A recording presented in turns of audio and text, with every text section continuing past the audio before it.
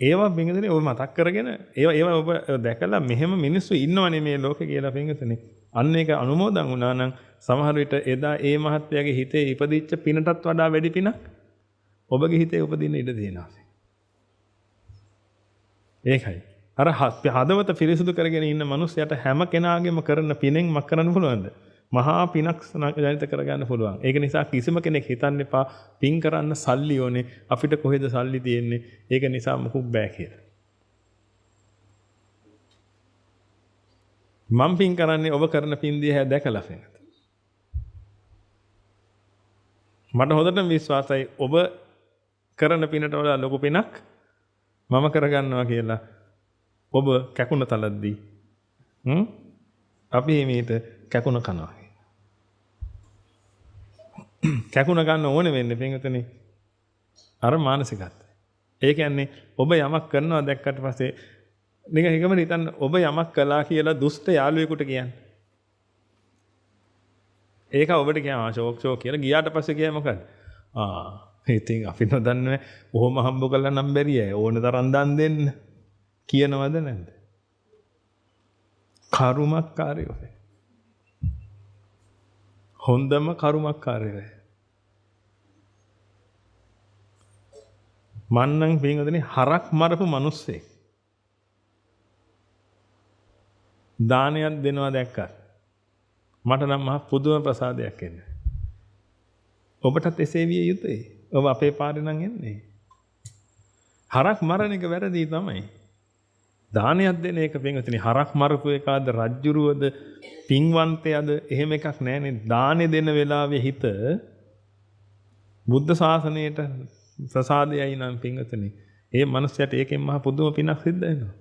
ඒක කියන්නේ මේ ලෝකේ පව්කාරයෝ කියලා කට්ටියක් නැහැ පින්වතුනි. පින්කාරයෝ කියලා කට්ටියකුත් නැහැ.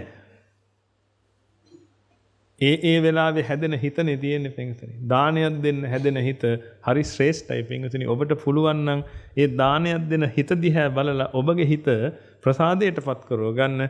ඒක මහ පුදුම පුණ්‍ය ශක්තියක්.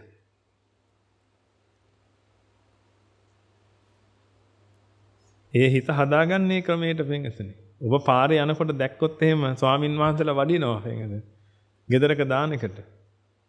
ඒ වෙලාවේ ඔබගේ හිත පිනා යන්න ඕනේ පින්වතුනි. ඒ හිත පිනා යන වෙලාවේ පින්වතුනි ඔබට වෙන පින කොච්චරද කියලා කියන්න. අර ගෙදර මිනිස්සයාට එහෙම පිනක් නැහැ. එහෙම පිනක් ජනිත වෙන්නේ නැහැ සමහර වෙලට. ඒක මේ ඥාති වර සමාජයෙන් ගැලවෙන්න තමයි ඒක කරන්නේ සමහර වෙලට. 7 දවසේ දාන්නේ දෙනවා බැන බැන අම්මට. අවුරුදු 2-3ක් ඇඳෙත් හිටියා. ඒකටත් වියදම් කරලා අන්තිමට මැරිලා දැන් දාන දෙන්නත් වෙලා කිය ඒක දන් දෙන්න. ඒකට බින්දුවක්වත් පින් නැති වෙන්න පුළුවන් සමහර වෙලට. නමුත් ඒ ස්වාමින් වහන්සේලා වඩිනවා දැකලා පින්වතුනි ඔබගේ හිතේ යම් ප්‍රසාදයක් ජනිත වුණා නම් බුද්ධ ප්‍රමුඛ මහා සංඝරත්නයේ මහා දන් වැටක් ඇරලා කියලා. නොමිලේ ඒකට ඕනේ පින්වතුනි දහමත් එක්ක හදාගත්ත හිත. ඒ නිසා දහමත් එක්ක හිත හදා ගන්න පින්වතුනි. හිත ශාන්තියටපත් කරගන්න. හිත පීඩාවෙන් හිටියොත් එහෙම ඕකුන් නම් දන් දෙයි. අපි මේ අපිට වෙන වැඩ නැතුව ඕකුන්ගේ දන් ඔන්න ඔය தත්ත්වයට එනවා පින්වතුනි. හිත ශාන්තියටපත් කරගන්න. ඒ ශාන්තියටපත් කරගෙන ඌර කැකුණ තලද්දී ඔබ මගුල් කන්න දෙන්න. තමහට ඇත්තටම ඌරෝ. ඔය කරන එකෙන් වැඩක් නැහැ. ඔය ලෝකේ ඔබ නම් පින් කරන්න දන්න මිනිස්සුනේ. මම කියන්නේ සමහර ලෝකේ ඉන්න මිනිස්සු පින්වතුනි පිනක් කරන්න දන්නේ නැහනේ. අපෙන් ගැලවෙන්නනේ කරන්නේ. අම්මලා කරගෙන ආපු නිසා කරනවා. යාළුවා කියපු නිසා කරනවා. ඔබ ඇහුවොත් එහෙම අපි දානයක් දෙනවා ඔයා සම්බන්ධ වෙනවද කියලා. ආහා මාවත් දාගන්නකෝ කියනවා. ෆෝන් එක තියලා මොකද්ද කියන්නේ? ගෙදර ඉන්න අයට මොකද්ද කියන්නේ? මුන්ගෙන් මහ පුදුම කරදරයක් තියෙන්නේ. මුන්ට කහනවට දන් දෙනවනේ අපිට සල්ලි තියෙනවා දන් දෙන්න මේ බොහොම අමාරුයි මේ වාහනේ ඇරියස් එක ගෙවා ගත්තා. මුන්ගේ දානට සම්බන්ධ වෙන්න. දැන් මොකද කරන්නේ? සල්ලි දෙනවා පින්වතුනි. මේ මිනිස්සු සල්ලි දෙනවා. නමුත් ඒක බින්දු මාත්‍රිය පිනක් නෑ පින්වතුනි.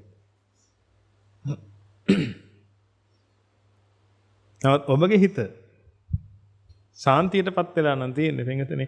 අන්න ඒ වෙලාවේ ඔබට පුළුවන් ඔබව සම්බන්ධ කරගත්තෙත් නැහැ. අලුමතර මේ දාන්නේ කිව්වෙත් නැහැ ඔබට. එහා ගෙදර දාන්නේ. ඔබට කිව්වේ නැහැ තරහයි ඒගොල්ලෝ. නමුත් ඔබට ඇහෙනවා හේවිසි සද්දේ. ඔබගේ හිත ශාන්තිය තියෙනවා නම් පින්වතුනි ඔබට පුළුවන් ඒ මුළු සමස්ත දානෙම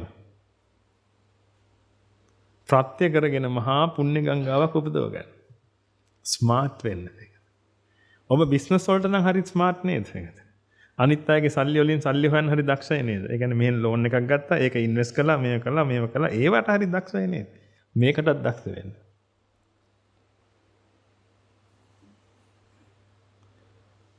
අනිත් අයගේ පින්කම් වලින් පින් උපදවන්න දක්ෂ වෙන්න.